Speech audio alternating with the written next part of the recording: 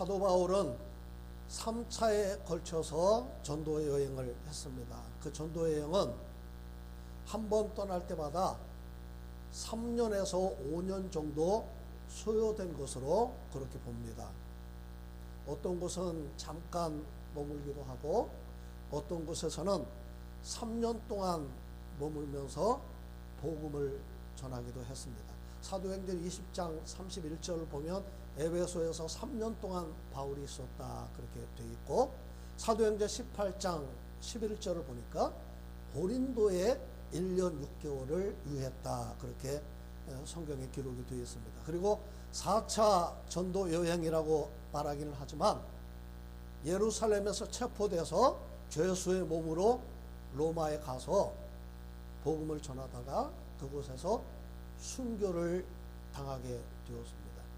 바울이 1차 전도여행을 하면서 복음을 전할 때 가는 곳마다 무슨 갈등이 있었느냐면, 할례를 받아야만 구원을 받는다고 주장하는 유대인들 때문에 계속해서 다툼과 변론이 있었습니다.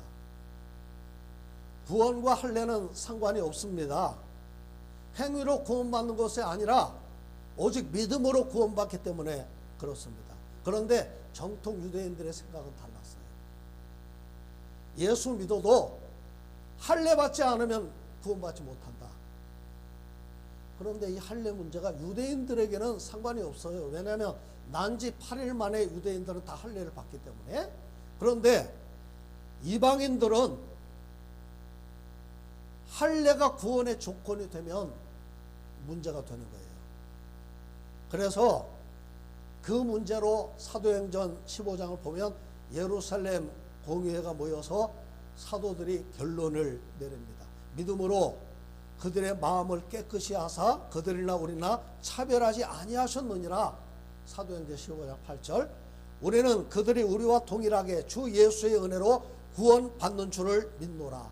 사도행전 15장 11절. 복음에는 유대인이나 이방인이나 차별이 없습니다.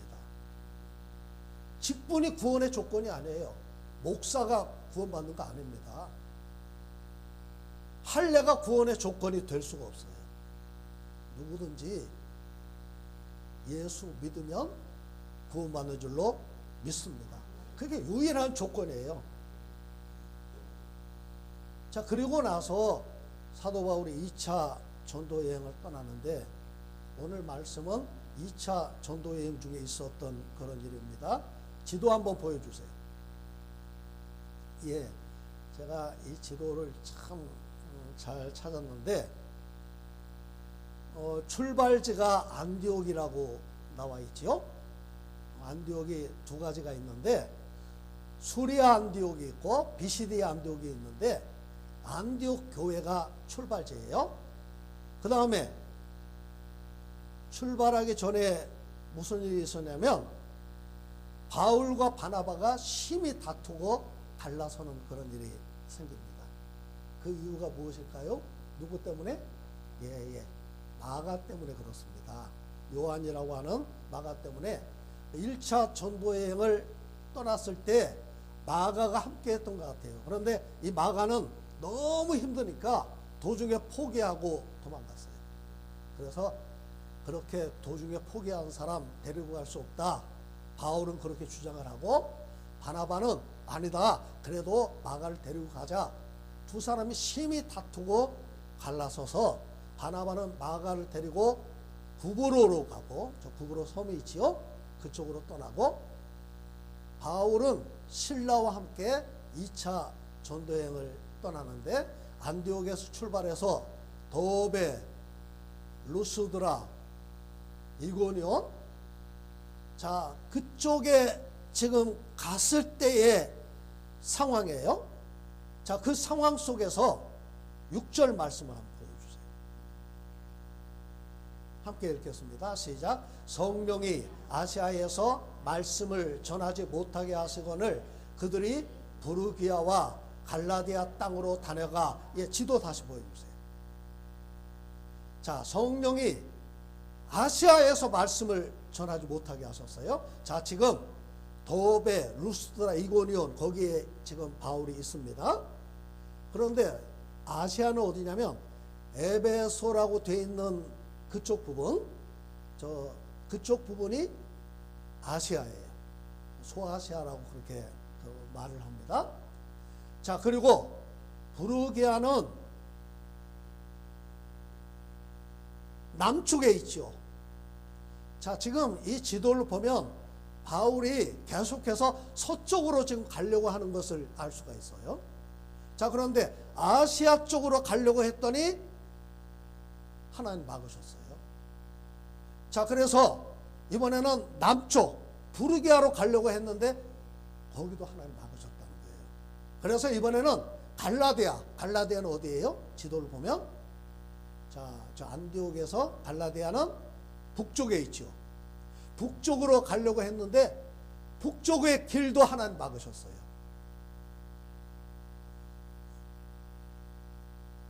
이 아시아가 지금 아시아가 아니죠. 그래서 성령께서 그 길을 막으시니까 7절 말씀 보여주세요.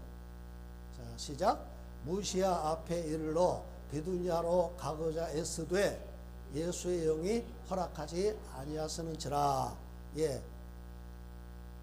다시 지도를 다시 보여주세요. 자, 그래서 저 계속해서 서쪽으로 지금 가고 있는 거예요. 저 남쪽으로 가려고 했더니 하나님 막으시고 북쪽 길도 막으시고 서쪽도 막으시고 그래서 이제 무시아 쪽으로 이렇게 가고 있는데 그 길로 가다가 비두니아로 가려고 했다. 그러니까 비두니아의 이스탄불, 콘스탄티노플이라고 되어 있죠. 그 비두니아의 대표적인 도시가 이스탄불이잖아요. 그쪽으로 가려고 했는데 그 길도 하나님 막으셨어요. 막으시고 허락하지 않으시고 왼쪽, 오른쪽, 앞쪽 길을 다 하나님 막아버리신 거예요.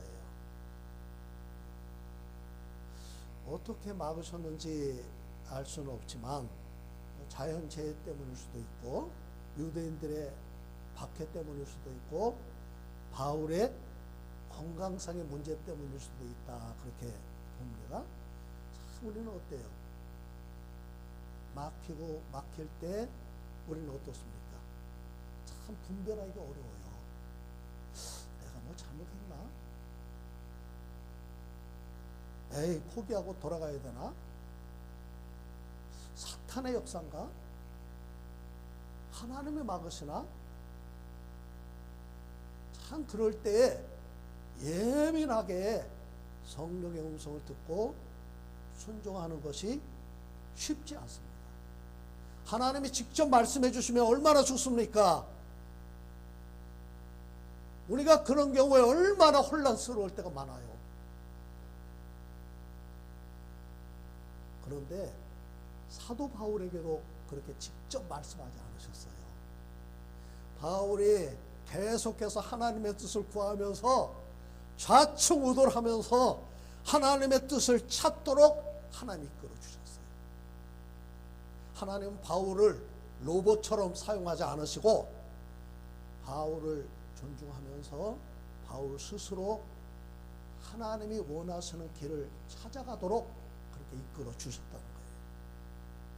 무슨 이유에서든지 길이 막히면 참 답답해요.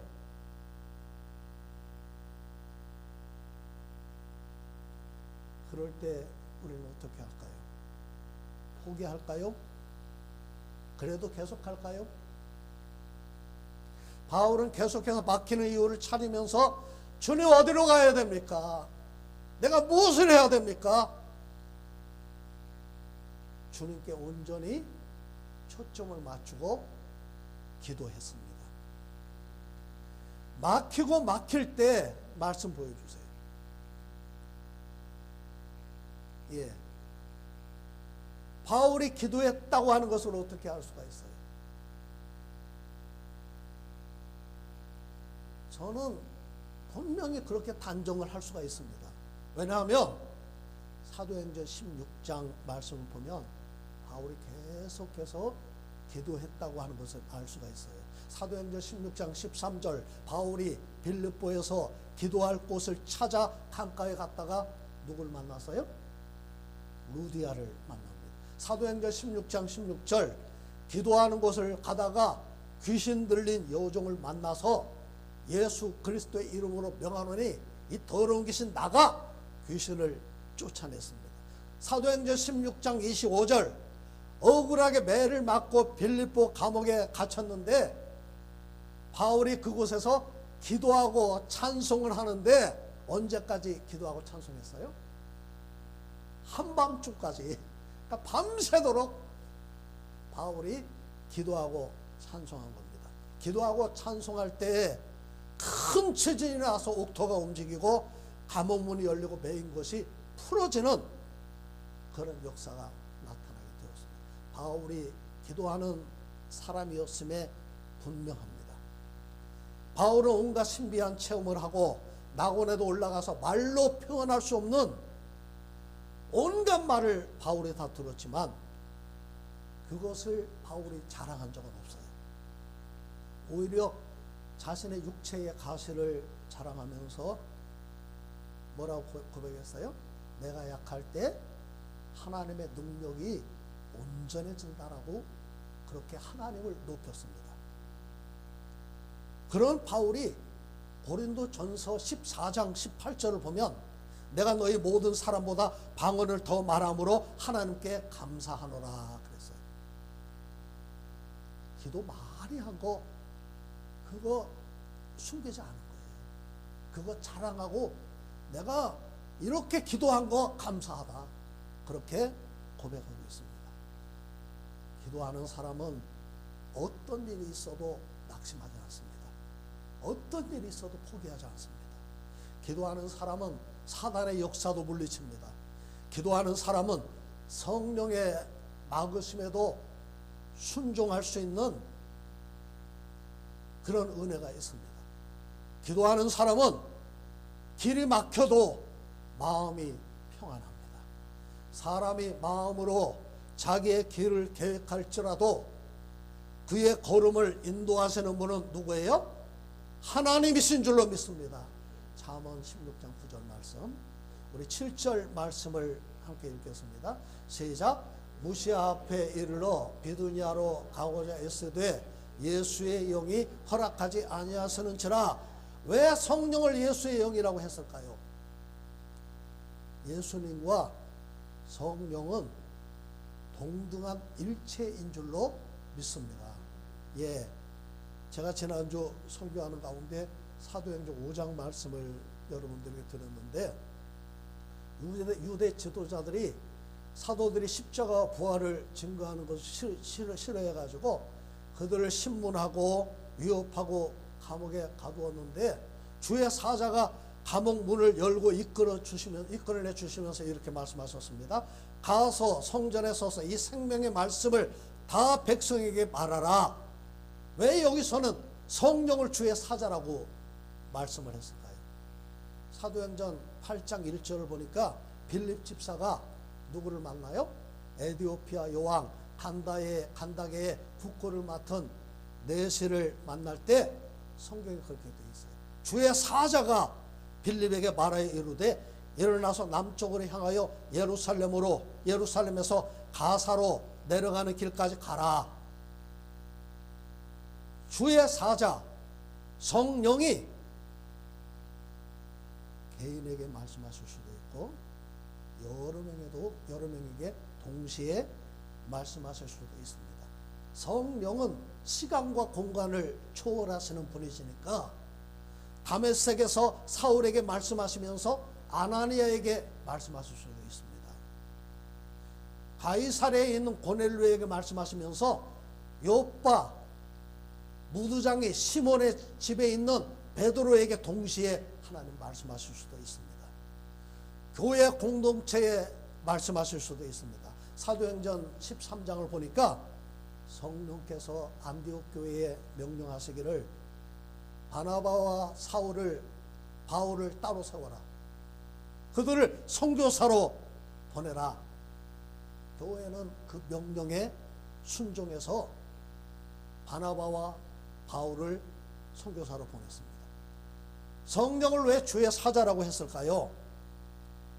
물론 성령은 우리 한 사람 한 사람에게 말씀하실 수도 있고 동시에 똑같이 성령의 감동으로 동시에 말씀하실 수도 있지만, 저는 제 생각에는 사도 중에 한 사람이 성령의 감동을 받아서 주의 사자가 돼서 예언의 말씀을 선포한 것 같아요.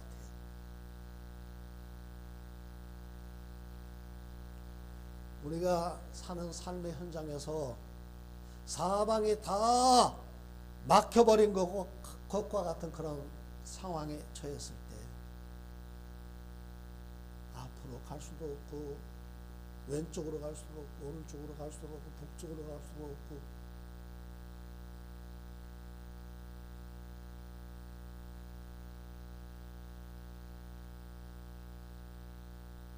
앞이 보이지 않을 때, 어디로 가야 될지 모를 때,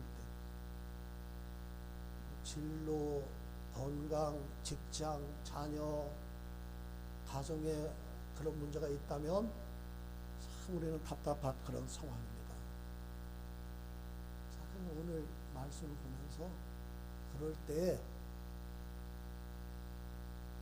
하나님께 초점을 맞추고 더 기도해야 된다고 하는 그런 교훈을 오늘 우리에게 하고 있는 거예요. 아멘? 예. 출애굽기 14장을 보면 이스라엘이 10가지 재앙 후에 애굽을 나와서 홍해까지 왔는데 앞에 홍해가 가로막혀 있고 뒤에서는 바로의 군대가 쫓아옵니다. 이 쫓아오는데 병거와 말소리가 얼마나 요란하겠어요? 때 죽음 당할 그런 상황에서 하나님은 뭐라고 말씀하시냐면, 여호와께서 모세에게 말씀하여 이르시되 이스라엘 자손에게 명령하여 돌이켜 바다와 믹돌 사이에 비하히롯 곧 바알수본 맞은편 바닷가에 장막을 치게 하라. 바로가 이스라엘 자손에 대하여 말하기를 그들이 그 땅에서 멀리 떠나 광야에 갇힌 바 되었다 하리라. 하나님은 이스라엘에게 막다른 곳 바닷가에 장막을 치도록 하나님 명령하셨어요. 지금 장막 칠 상황이 아니에요. 너무 위험합니다. 아니, 앞에 홍해가 가로로 있는데 이렇게 만처럼 그 안에 갇혀 있으면 애국 군대가 와가지고 신이 나겠지요. 앞도 막히고 뒤도 막혀서 꼼짝달싹 못하는 그런 상황에 저와 여러분에게 있다면 우리가 그냥 죽을까요? 하나님을 붙잡으시기를 바랍니다. 애굽 사람들과 바로의 말들, 병거들과 그 마병과 그 군대가 그들의 뒤를 따라 바알수본 맞은편 비하히롯 곁 해변 그들의 장막친 데에 미치니라. 바로가 가까이 올 때에 이스라엘 자손이 눈을 들어 본즉 애굽 사람들이 자기들 뒤에 이른지라. 이스라엘 자손이 심히 두려워하여 여호와께 부르짖고 그랬어요. 진퇴양난의 상황은 우리가 다 보잖아요. 이스라엘 자손도 그걸 봤어요. 그때 뭐 했습니까? 걸음아 나 살려라 그러고 도망갔어요? 아니, 이리 죽으나 저리 죽으나 마찬가지다. 홍해에 뛰어들었어요? 뭐 했다고요? 여호와께 부르짖었어요. 지금 내가 처한 상황, 내 고통, 내가 가지고 있는 두려움, 내 슬픔보다 더 크신 하나님을 의지했습니다. 참 우리가 막히면 두렵잖아요. 막히면 얼마나 조급하겠어요. 뒤에서 그냥 바로의 군대가 요란한 소리를 내면서 쫓아오는데 그럴 때도 부르짖어 기도하시기를 바랍니다. 부르짖었더니 홍해 갈라졌어요. 마른 땅처럼 홍해를 건너게 된 줄로 믿습니다. 구하라 그리하면 너에게 주실 것이요 찾으라 그러면 찾을 것이요 문을 두드리라 그러면 열릴 것이니 구하는 이마다 받을 것이요 찾는 이가 찾아낼 것이요 두드리는 이에게 열릴 것이니라. 아멘. 존 번연의 그 철로역정에 이런 이야기가 나옵니다. 크리스찬이 소망이라고 하는 친구와 함께 천성을 향해서 열심히 길을 가고 있습니다.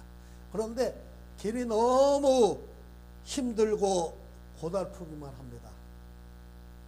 야, 힘들어 죽겠다 막 그러고 있는데 때마침 널찍한 옆으로 샛길이 하나 있는 거예요. 야, 이리로 가면 길이 반듯하고 편안하겠다 해서 그리로 갔는데 한참 가다 보니까 길이 점점 좁아들더니 무서운 골짜기로 빠져들고 말았습니다. 때마침 막 폭우가 치면서 요란하게 비가 쏟아지는데 앞으로 갈 수도 없고 뒤로 갈 수도 없습니다. 날이 어둑어둑 저물어 가는데 할 수 없이 두 사람이 손을 잡고 웅크리고 앉아가지고 날이 새기를 그냥 벌벌 떨면서 기다리고 있는데 그러다가 피곤을 견디지 못해서 잠에 골아 떨어져 버린 거예요. 아침에 눈을 떠보니까 절망이라고 하는 무서운 거인이 크리스찬과 소망이 옆에 서가지고 소리를 지르는데 내 이놈들 너희들은 내 영지에 무단침입했으니까 내가 너희를 이제 감옥에 가둘 수밖에 없다. 그리고는 지하 감옥에 가두어 버리는 겁니다.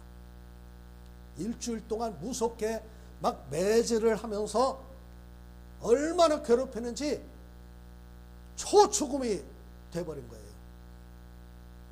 일주일 후에 이 절망이가 독약이 든 잔을 내밀면서 야, 너희 여기 이렇게 힘들지?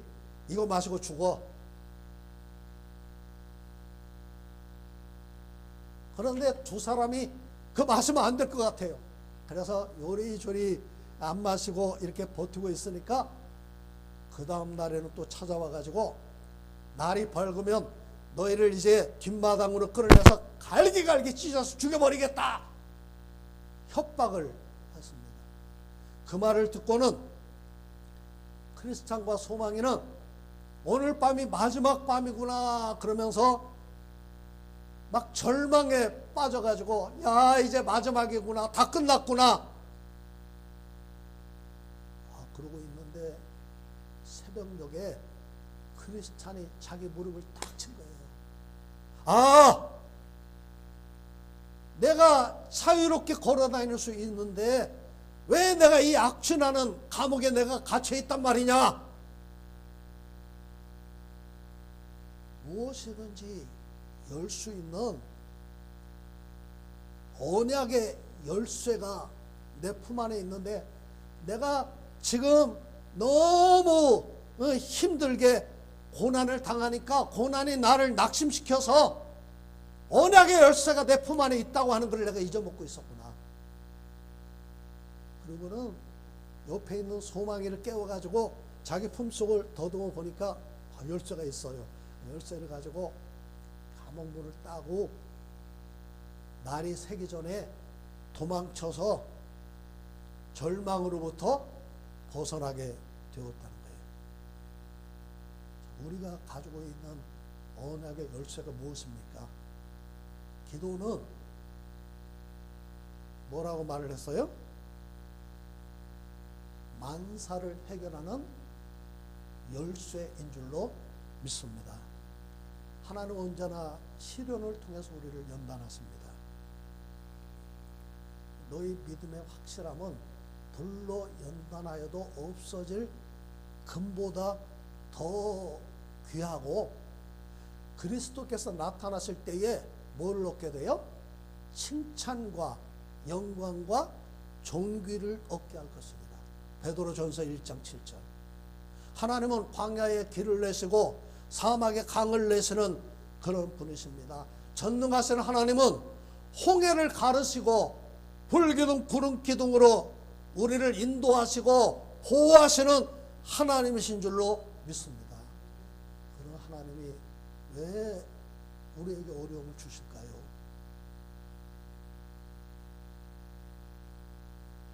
절대적으로 하나님을 의지하도록 기도하게 하시는 분도 하나님이신 줄로 믿습니다. 자, 8절 말씀 보여주세요. 시작. 무시아를 지나 드루아로 내려갔는데, 이 드루아는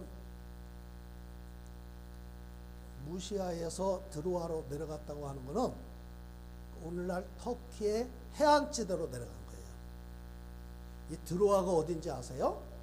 트로이라고 들어보셨어요?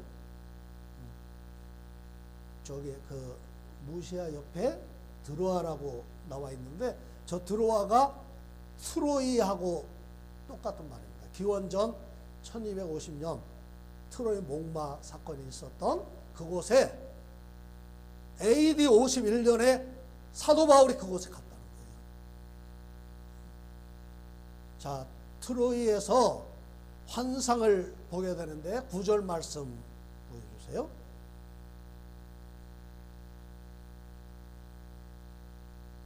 시작. 밤에 환상이 바울에게 보이니 마게도냐 사람 하나가 서서 그에게 청하여 이르되 마게도냐로 건너와서 우리를 도우라 하거늘. 이 밤에 바울이 뭘 봤어요? 환상을 봤어요. 성경에 보니까 사울의 눈을 뜨게 했던 아나니아는 깊은 환상을 봅니다. 그래서 주님과 대화하잖아요.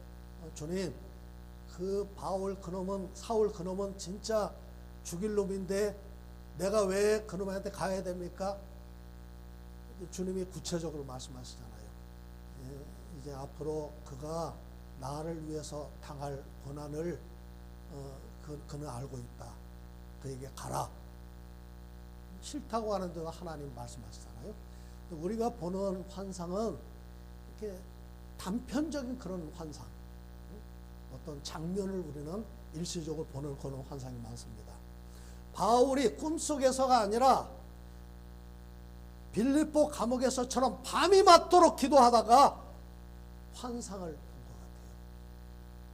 서서 도와달라, 마게도냐로 건너와서 우리를 도와달라고 하는 그런 환상을 봅니다. 서서라고 하는 말이 그 헬라어의 히스테미로 되어 있는데 계속했다는 거예요.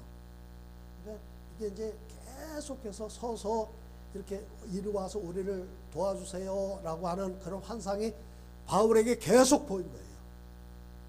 그게 바울에게서 떠나지 않은 거예요. 자, 그래서 바울이 빌립보로 가게 되는데 10절 말씀 함께 읽겠습니다. 시작. 바울이 그 환상을 보았을 때 우리가 곧 마게도냐로 떠나기를 힘쓰니 이는 하나님이 저 사람들에게 복음을 전하라고 우리를 부르신 줄로 인정함이로라. 아멘. 바울이 환상을 보았을 때, 우리가 음성을 들었을 때는 음성은 따로 해석할 필요가 없어요. 입신을 하는 경우에 입신을 해서 내가 직접 가서 본 거기 때문에 해석이 필요 없어요. 그런데 꿈이나 환상은 해석이 필요합니다.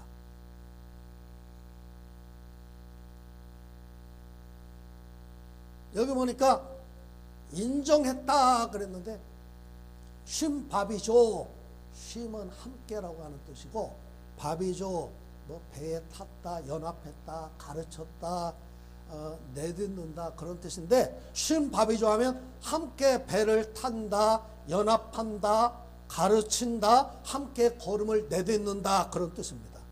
주님을 인정한다고 하는 것은 내가 주님과 함께 배를 타는 거예요. 그 배의 선장은 바로 주님이신 줄로 믿습니다.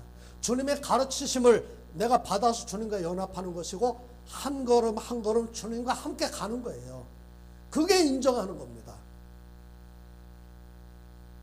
바울이 환상을 보고 우리가 그랬잖아요. 함께 해석을 했어요.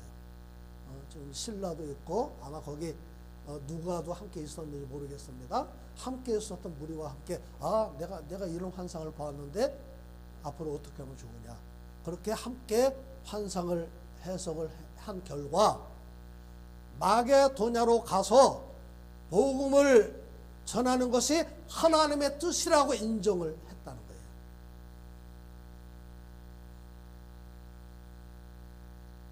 우리 믿음은 하나님을 인정하는 것으로부터 시작이 됩니다. 하나님 없어? 아니요. 어떤 일이 있어도 하나님은 살아계십니다. 너는 마음을 다하여 여호와를 신뢰하고 내 명철을 의지하지 말라. 너는 범사의 그를 인정하라. 그리하면 내 길을 지도하시리라. 잠언 3장 5절 6절에 있는 말씀입니다. 우리가 살아가는 세상에 수많은 어려움이 있습니다. 항상 문제가 있습니다. 이렇게 해야 되나 저렇게 해야 되나 나 혼자 해결하려고 몸부림치지 말고 하나님을 인정하고 기도하시기를 바랍니다. 범사에 하나님 인정하면 하나님이 내 길을 지도하신다는 거예요.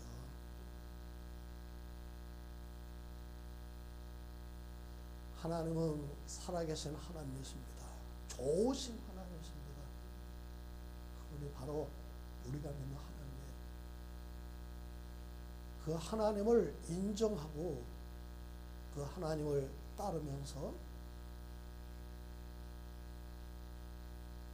주 안에 있는 나에게 딴 근심이 있으랴 늘 주님과 동행하는 우리 모두가 되시기를 주님의 이름으로 축복합니다.